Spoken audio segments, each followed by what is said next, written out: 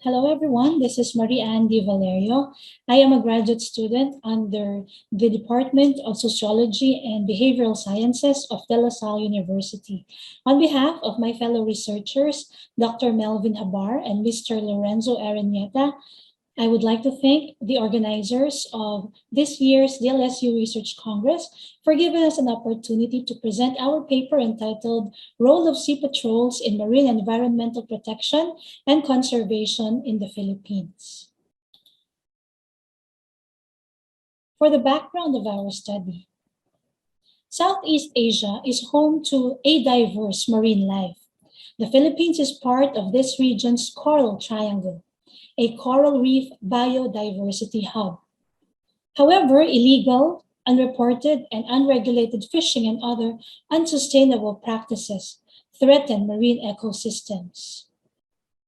As such, marine protected areas, or MPA, have been identified in different countries in the region for biodiversity conservation, fisheries, sustainability, tourism, and recreation. In the Philippines, national agencies, local government units, and civil society organizations work together in protecting the MPAs. Part of their initiative is to organize the Sea Patrols. Sea Patrols have been called by various titles, such as Bantay Laot, Bantay Dagat, Fish Wardens, Guardians of the Sea, Sea Watchers, Sea Rangers, Sea Task Force, and Marine Patrols. The word Bantay Laot comes from the word bantay, which means guard, and laot, meaning in the middle of the ocean or open sea. It is an initiative to deter illegal fishing activities and to protect threatened marine and aquatic species in the municipal waters by capacitating subsistence fishers, particularly the indigenous peoples or the IPs, as sea guardians or sea watchers during close season in nationally declared fishery management areas. The Bantay Dagats may be appointed or deputized by the Bureau of Fisheries and Aquatic Resources or the local government units. And through the years, despite limitations in resources of sorts, the Bantay Dagat effectively served as harbingers of the marine environment by reporting illegal and destructive fishing within the marine protected areas and reserves. In the study conducted by Rollins, village participants acknowledged how the sea patrols were instrumental in decreasing illegal and destructive fishing cases within their areas. For the objectives of the study, this study was based on a qualitative study on marine environment, specifically in relation to plastics and other human-induced destruction of marine life. Specifically, this paper examines the experiences of sea patrols in safeguarding and conserving the marine ecosystems in the Philippines. Also, it describes the difficulties and challenges that they face as they perform their role as sea patrols.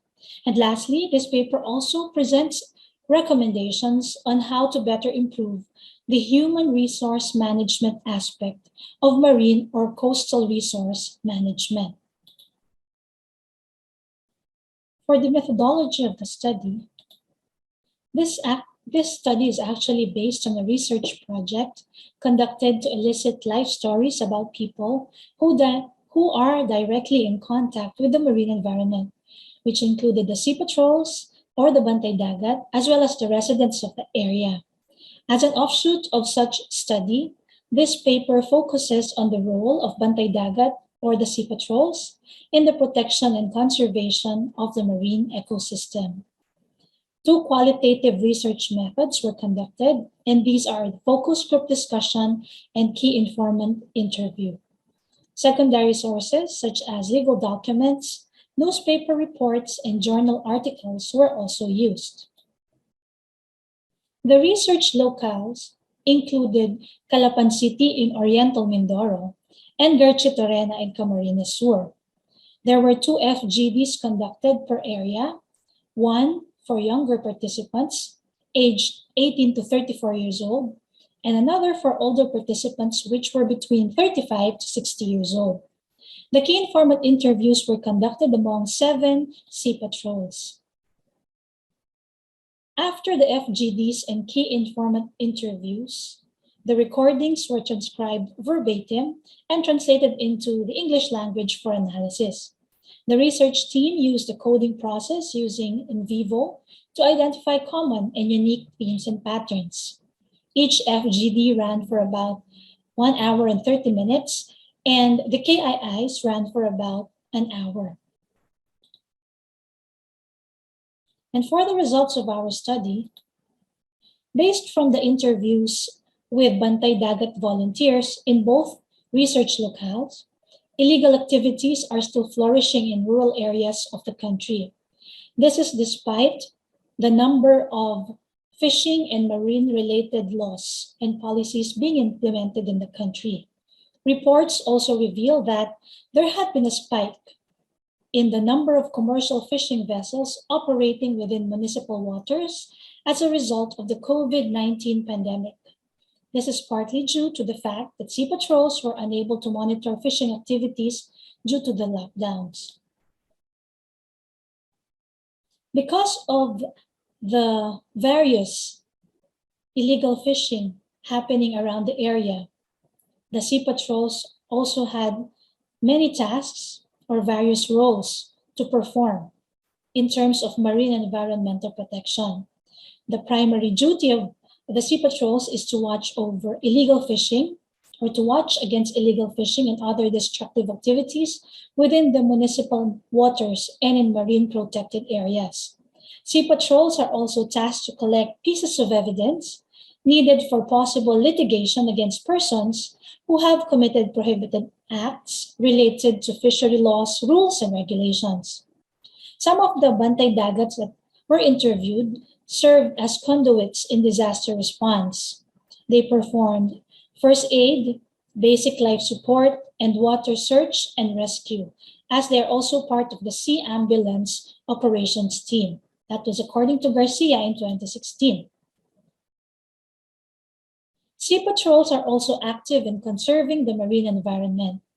As noted in the KIIs or key informant interviews, the Bantay Dagats are actively involved in planting mangroves and imposing rules related to the plastics and solid waste management. The informants attest to the perennial problem of plastic in the marine ecosystem. One participant even noted that it is now the role of the Bantay Dagat volunteers to clean the shorelines and the surroundings and to remind people not to throw their garbage anywhere in the area. Hello, I'm Lorenzo, and I'll be continuing the discussion from here. Particularly, I'd like to share with you some of the challenges that our sea patrols face.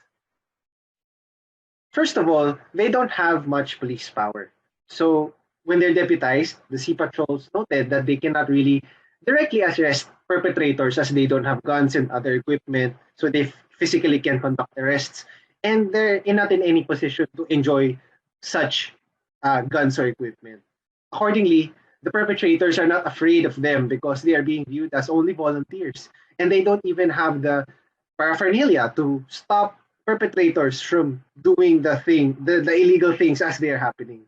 And if ever sea patrols are to conduct arrests, they need to be accompanied by police first.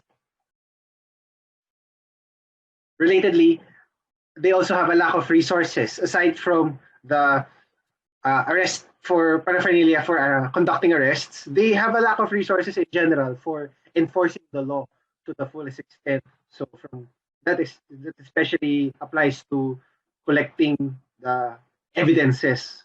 And examples of their lack of resources include limited transportation facilities, lack of equipment, lack of financial resources to attend relevant training and capacity building and professional development related activities. And at times, sea patrols are even unable to get their reimbursement after attending trainings due to budget constraints. Another issue is that there's an issue of job permanency. For context, many of them are appointed by local chief executives, and their term as sea patrols only lasts until their chief of executive is seated. This means that a change of leadership at the local level may also mean a change in the composition of the Bantay Dagat task force. Given this situation, local government units will have to train the newcomers because they might not necessarily be familiar with the work. And this whole situation creates a revolving door of sorts. LGUs have to continuously invest in training human resources who are only going to serve for a limited time only. And by the time the sea patrols have already mastered their craft, they already have to leave their new position when the new leader is put into place. So aside from those challenges, there's also some hopeful things we have observed. So first of all, there's the power of social movement. Particularly, despite the challenges, the sea patrols themselves mentioned that fisher folks in their community come together in order to collectively fight against illegal fishing activities. So it's not just left to the sea patrols.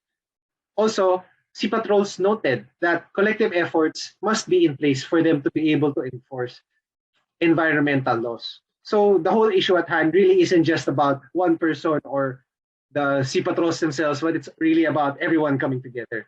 One Bantay Dagat related a metaphor story, emphasizing why there is a need for them to act as one. I'll be reading this verbatim. This is an interview snippet translated from Filipino or some other dialect, translated into English. Look at the small fishes versus the whales. Small fishes cannot go near big fishes because they are afraid of the latter. So what the small fishes did was organize and come together to form a big fish-like shape, so they will appear like a really big fish.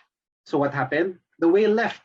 You really have to organize people and make sure that they have sufficient resources to enable them to really safeguard the marine environment. Actually, they are doing this now through the BFARMSC, Barangay Fisheries and Aquatic Resource Management Council. They organize groups in the barangays, and the presidents of these small groups form the federation. They named this as Association of Fisher Folks in Garchi Torena. With this group, people actually look after each other and make sure that nobody is breaching the laws. Another hopeful thing we observed is that they're open to continuous professional and personal development. Bantay Dagats expressed the need to undergo trainings, especially on fisheries laws, use of equipment, and training on evidence building. A number of such trainings have already been implemented. One example is the USAID-funded project, Protect Wildlife project in the municipality of Maasin in Sarangani Bay. Because of the training, the sea patrols were familiarized with the various environmental fisheries laws, including the enforcement of such laws. So, we come to the conclusion and recommendation section. To conclude, the sea patrols in the Philippines indeed face serious security threats as they protect the marine environment of the country, partially due to their limited or if not unrecognized police power. Illegal fishing activities of sorts are still prevalent. As noted, cases of illegal fishing have been most notable during the COVID-19 pandemic. And the inability of sea patrols to fully enforce environmental laws is partially due to limited resources such as transportation and other paraphernalia needed to make a good case against illegal fishers.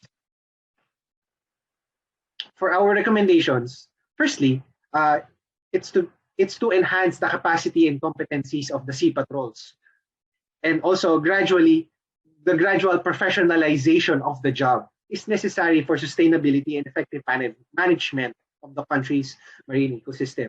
Basically, we need them to stay longer on the job and be better on the job. Be better doing their job. Okay, next. Trainings and capacity buildings, including paralegal training of sea patrols, should be done to ensure that the sea patrols have environmental law literacy. So what's unique from the previous point is that it's not just a physical job, but it's also a mental job where they need to be experts on environmental law literacy. And then another thing is there needs to be a provision for monetary and non-monetary incentives as one big leap towards professionalization. These incentives will motivate sea patrols to do their job the best way possible, So people will naturally approach the job differently than a volunteer versus someone who was hired, who is paid as a professional to do such a job. And then lastly, as a long-term goal, providing permanent sea patrol posts at the LGUs must be the target to ensure security of tenure. So that's basically to prevent the revolving door scenario. Okay, that's it. That's the end of our presentation. Thank you very much for listening. For any questions or clarifications, please reach out to us. Our names and our email addresses are flashed on screen. Okay, that's it. Thank you. Bye-bye.